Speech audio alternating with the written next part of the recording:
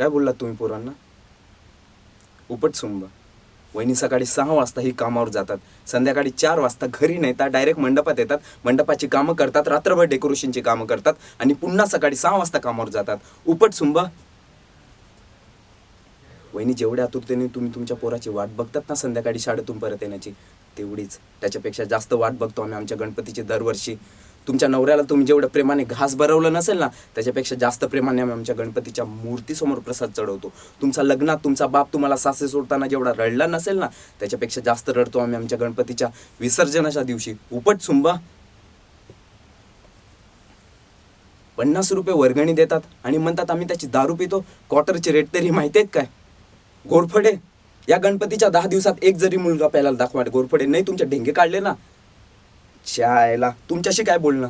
तुम्हाला काय पडलेली गणपतीची? गणपती आला काय, गणपती गेला काय? फक्त ढुंगणाला पाय लाव, धावत्या आरतीचा मान घ्यायला. चायला हे घ्या तुमचे 100 रुपये. तुमच्या 100 रुपयाची भीक नाही लागली आमच्या गणपतीला.